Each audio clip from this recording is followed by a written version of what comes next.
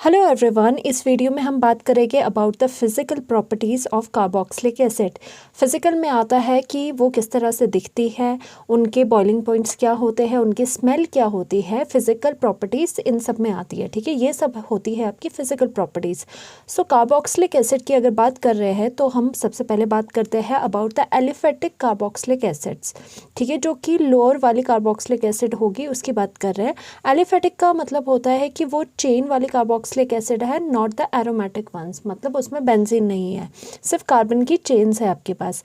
Aliphatic carboxylic acid जो होती है, अगर उसकी बात करें कि अप टू 9 कार्बन एटम्स, ठीक है, सिर्फ वही कार्बोक्सिलिक एसिड्स जिनके कार्बन का नंबर 9 है, वो किस तरह की होगी हमने वो डिस्कशन करनी है। और जो ये 9 तक होती है इनको आप लोअर कार्बोक्सिलिक एसिड्स भी कह सकते हो। ठीक है, अब क्या होता है कि इनकी प्रॉपर्टीज़ क्या होती है। सबसे पहले तो ये क्या होती है, दीज आर लिक्विड। लिक्विड होती है, लिक्विड फॉर्म में होती है at room temperature. At room temperature, अगर आप रूम टेम्परेचर की बात करो और देखो इन कार्बोक्सिलिक एसिड्स को, अप टू जो 9 कार्बन एटम्स की है वो आपको लिक्विड दिखेगी। ठीक है, फर्स्ट पॉइंट इनका ये होता है। सेकंड पॉइंट क्या होता है इनका, सेकंड पॉइंट इज़ दैट इनकी अनप्लेजेंट स्मेल होती है, मतलब इनकी बहुत ही गंदी सी स्मेल आपको ऑब्जर्व होती है। तो आप लिखोगे यहाँ पे अनप्लीजेंट स्मेल, या फिर आप लिख सकते हो ओडर। ओडोर, ठीक है, ओडोर इसकी अनप्लेजेंट होगी। ये आ जाता है। ये तो बात हुई इसकी जो अप टू 9 कार्बोक्सिलिक एसिड्स है। उसके बाद आती है जो हमारी हायर कार्बोक्सिलिक एसिड्स होती है, मतलब जो C9, दैट मीन्स कार्बन जो 9 वाली कार्बोक्सिलिक एसिड्स है उससे जो हायर होती है। हायर में क्या आ जाता है, हायर होगी तो इसका जो नेचर होगा वो कैसा होगा, वो वैक्स की तरह दिखेगी। ठीक है, वो वैक्स की तरह होगी। और वैक्स क्या होती है, मतलब कि वो सॉलिड फॉर्म में होगी। ये सॉलिड फॉर्म में होती है। जिस तरह से कार्बोक्सिलिक एसिड जो अप टू 9 कार्बोक्सिलिक एसिड थी वो आपको रूम टेम्परेचर पर लिक्विड नज़र आएगी, वैसे ही जो अबव 9 से होगी कार्बोक्सिलिक एसिड वो आपको वैक्स की तरह देखने को मिलेगी। और दूसरी चीज़ क्या होती है, दूसरी चीज़ इसमें ये आ जाती है, दीज आर कलरलेस। ठीक है, इसका कोई कलर नहीं होता, these are colourless. And third point आ जाता है इसके ओडर के बारे में कि स्मेल कैसी होती है। तो ये स्मेल लेस होती है, इनकी कोई स्मेल नहीं होती, इसीलिए आप लिख सकते हो इसको दीज आर ओडर लेस। ठीक है, नो स्मेल, इनकी कोई स्मेल नहीं होती। एंड जो पहले थी इन ये वाली कैटेगरी की जो कार्बोक्सिलिक एसिड थी उनकी अनप्लेजेंट स्मेल थी, बैड स्मेल थी, या फिर आप इसको बैड स्मेल भी लिख सकते हो। ठीक है, ये तो होगी इनकी बातें। और एक और चीज़, ये भी आपकी कलरलेस होती है। ठीक है, ये भी आपके कलरलेस होते हैं कि इनके भी कलर नहीं होते हैं। ठीक है, अब बात आती है बॉइलिंग पॉइंट की। ये तो स्मेल की बात हो गई और किस तरह की इनकी ये किस तरह के दिखते हैं इनकी बात होगी। नेक्स्ट आता है about the boiling point. Boiling point ऐसा पॉइंट होता है जिसके बाद आपका कोई भी मटेरियल वेपर फॉर्म में कन्वर्ट हो जाता है। ठीक है, boiling point of carboxylic acid की बात करते हैं। बॉइलिंग पॉइंट आपके एग्ज़ाम के पर्पस से भी, पॉइंट ऑफ व्यू से बहुत ज़्यादा इंपॉर्टेंट होते हैं। तो बॉइलिंग पॉइंट की बात करें तो boiling point of carboxylic acid is more as compare to the aldehyde and ketones. अगर आप एल्डिहाइड एंड कीटोन्स की बात करते हो तो कार्बोक्सिलिक एसिड का जो बॉइलिंग पॉइंट होता है, और यहाँ पे लिखेंगे आप ऑफ कंपैरेबल मॉलिक्यूलर मासेस। ठीक है, और जो कंपेयर भी आप करोगे तो वो कौन से मासेस, कौन से कंपाउंड्स को कंपेयर करोगे आप, जिनके कंपैरेबल मतलब जिसके बहुत ही सिमिलर मॉलिक्यूलर मासेस है, उन्हीं को आप कंपेयर कर सकते हो। ऐसे तो है नहीं कि आपने कार्बोक्सिलिक एसिड बहुत ही बड़ा सा ले लिया और आपने कीटोन बहुत ही छोटा ले लिया फिर आप कंपैरिजन कर रहे हो। नहीं, कंपैरिजन के लिए एक क्राइटेरिया फिक्स होना चाहिए, जो वो है कि आपको कंपैरेबल, मतलब कि ऊपर नीचे मॉलिक्यूलर मास हो सकता है बट थोड़ा कंपैरेबल मॉलिक्यूलर मास है।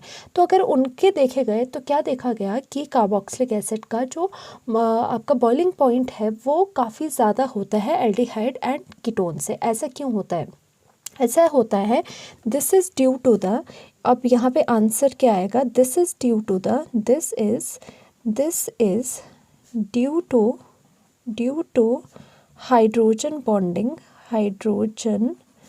This is due to the hydrogen bonding in in carboxylic acid की जो कार्बोक्सिलिक एसिड है उसमें क्या होती है, हाइड्रोजन बॉन्डिंग होती है, और बाकियों में एल्डिहाइड कीटोन में ये जो हाइड्रोजन बॉन्डिंग है वो नहीं होती है। तो इसका आंसर क्या आएगा, जो इम्पोर्टेंट चीज़ यहाँ पे थी that was the hydrogen bonding.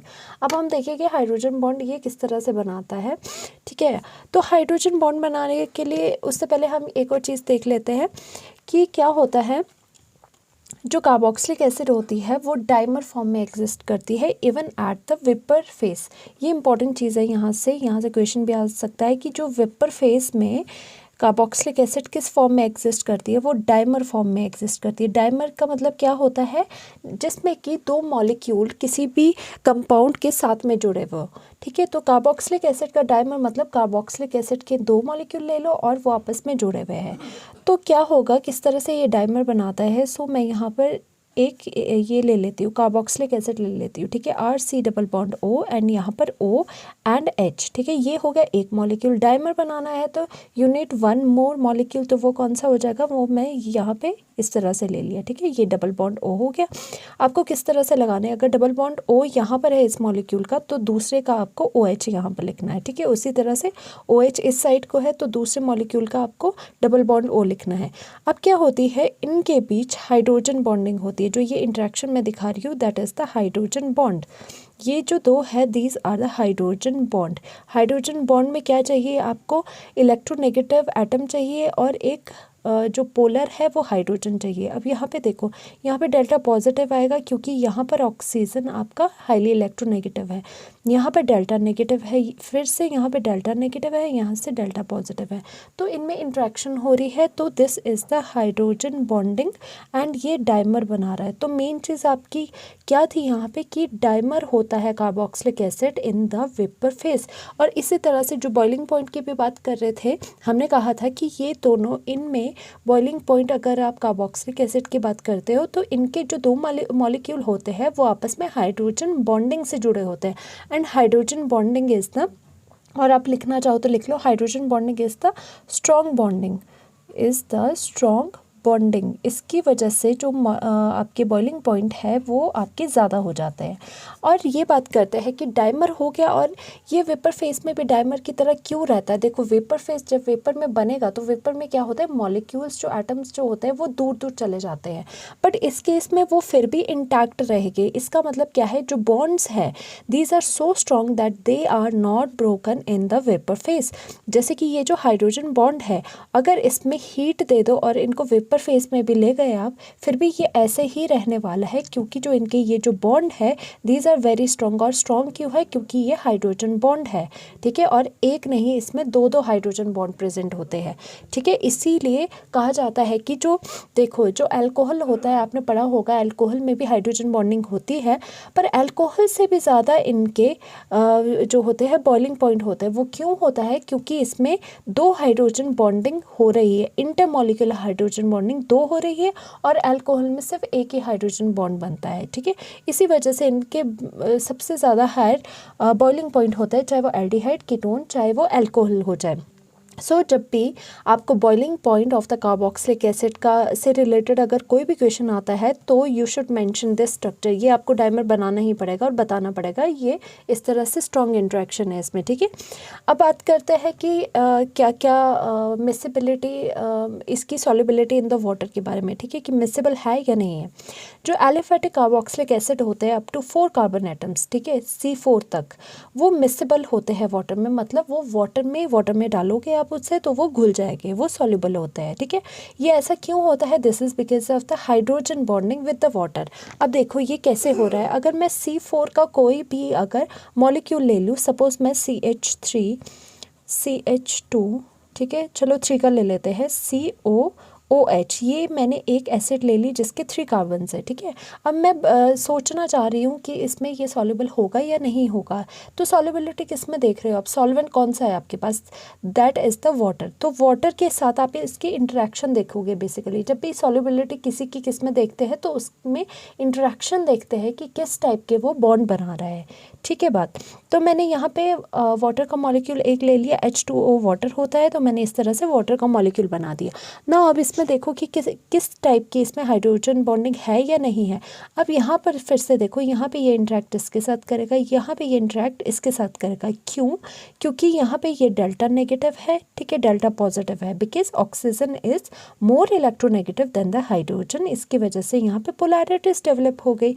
Similarly यहाँ पर भी ये पोलर हाइड्रोजन है, तो यहाँ डेल्टा पॉजिटिव है, यहाँ पे डेल्टा नेगेटिव है। और उसी तरह से ऑक्सीजन कार्बन से मोर इलेक्ट्रोनेगेटिव है, तो यहाँ पे डेल्टा नेगेटिव है।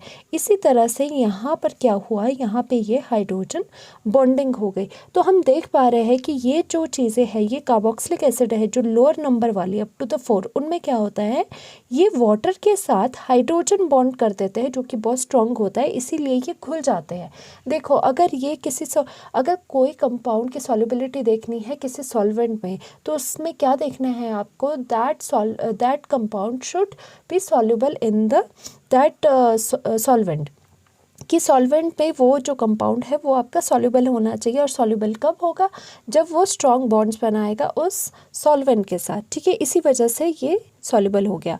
अब नेक्स्ट बात करते हैं कि सॉल्युबिलिटी का क्या होगा जब ये कार्बन एटम्स फोर्स से ज़्यादा बढ़ेंगे, ठीक है। तो solubility decreases with increase in carbon atoms in case of the carboxylic acid. Solubility decrease होती जाएगी जैसे जैसे कार्बन नंबर आपके इंक्रीज होते जाएंगे कार्बोक्सिलिक एसिड में।